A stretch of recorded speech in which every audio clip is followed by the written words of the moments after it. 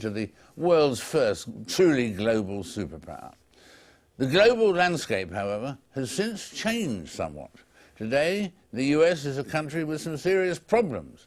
The budget, which was in surplus a little more than a decade ago, now has a deficit of Greek-style proportions. And there is complete policy paralysis in a number of areas in Washington.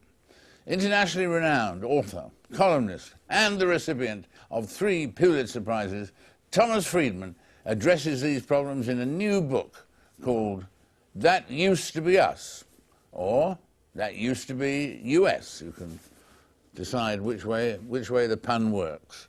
It goes on, how America fell behind the world it invented and how we can come back. And he joins us now, Thomas joins us now from Washington. Thank you for being with us, Thomas. A pleasure, David.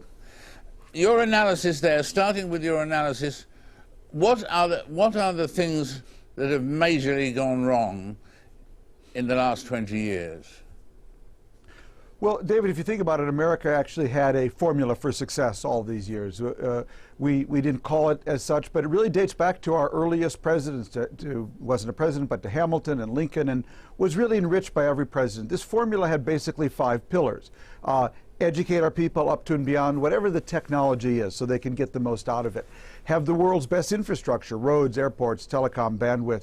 Have the world's most open immigration policy to attract the most talented and energetic immigrants from around the world, where they would start all these new companies in Silicon Valley. Have the best rules for capital formation and risk-taking and to prevent recklessness.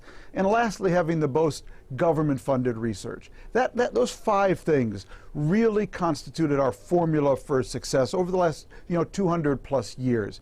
Now, what's happened in the last 2 decades, if you look at all 5 of those, education, we've really fallen out to the middle of the pack in all the global testing. Infrastructure, well, I recently flew from Hong Kong to Los Angeles airport. That's like flying from the Jetsons to the Flintstones now, when you compare the infrastructure in Hong Kong and that in LAX.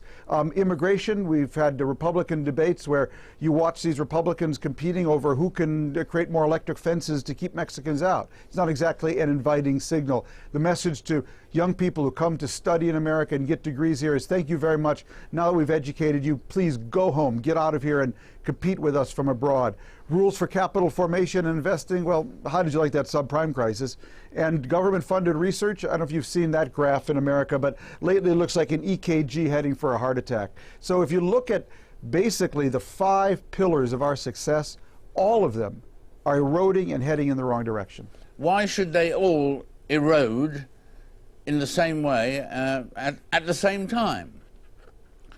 Well, it's a very good question, David, and I would say a couple of reasons. One is that we did the most dangerous thing a country or species can do. We misread our environment. We thought the end of the Cold War was a great victory, and of course it was a great victory for freedom.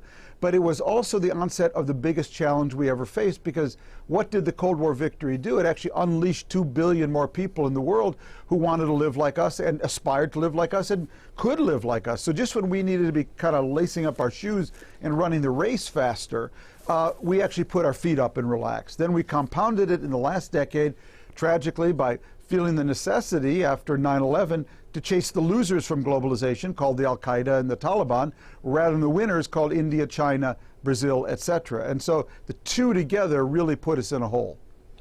And what does America do about that now? Would it take as long, 2 decades or more, to begin to solve this, or what? Well, it's going to take a while. We're not just in a hole of the subprime crisis. It's something much deeper. And what we need now, what we argue, myself and my co-author Michael Mandelbaum, is what we argue is that we need a politics now that brings together 3 things. We need to cut spending because we've made promises to future generations we simply can't keep.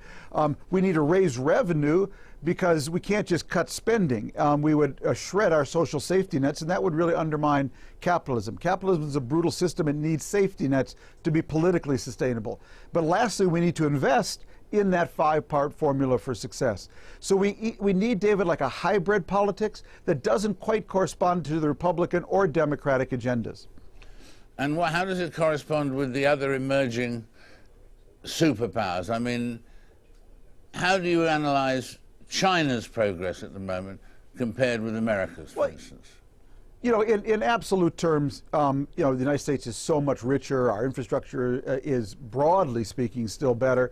You know, what's really happened is that there's been relative decline in the world because China, India, Brazil, other countries have caught up, and that's a wonderful thing. What really concerns us in the book is absolute decline.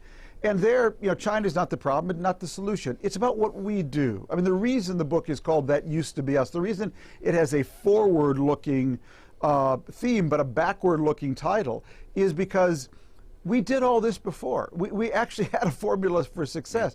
That used to be us. It can be again, but we've got to look back at what made us successful and get back to that. Thank you very much, Thomas, for joining us, and we hope that there's a happy ending, and by the time the 7th edition of this book comes out, you'll be adding a happy ending, do you think? Well, we tell everyone, David, that the book does have a happy ending already. What we don't know is whether it's fiction or nonfiction. Thanks so much, Thomas. Thank you. My pleasure.